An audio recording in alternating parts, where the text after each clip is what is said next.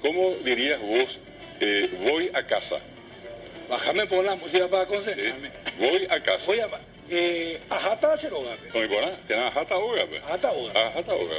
Y si todos estamos de acuerdo, los que nos ven también, ajata oga. O si yo te digo ajata oga, porque en castellano, Me voy a mi casa. voy a casa. Me voy a ir a Atendés que la cuestión en castellano es a casa.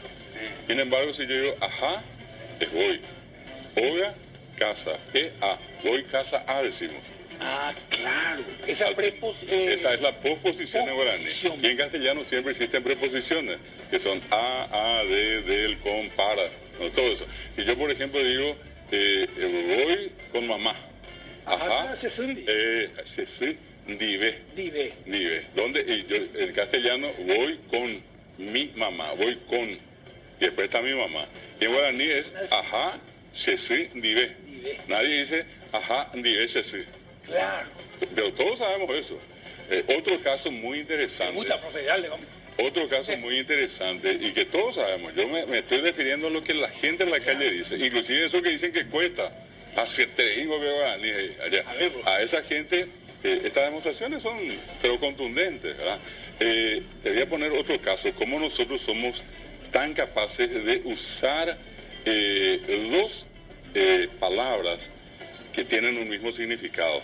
Creo que nosotros, sin siquiera pensar, las usamos correctamente. Y te voy a poner en esta situación. Si yo digo, viene para comer, ¿cómo dirías en guaraní? Carujama. O carujama, ¿verdad?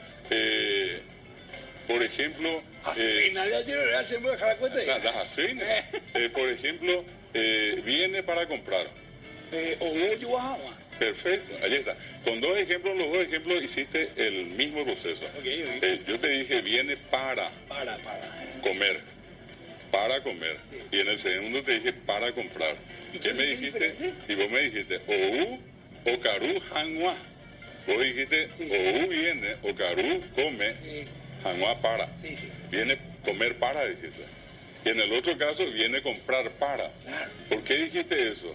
¿Dónde fuiste a estudiar? En la calle, en la casa, con tus amigos, y no hay un solo paraguayo que nos diga eso.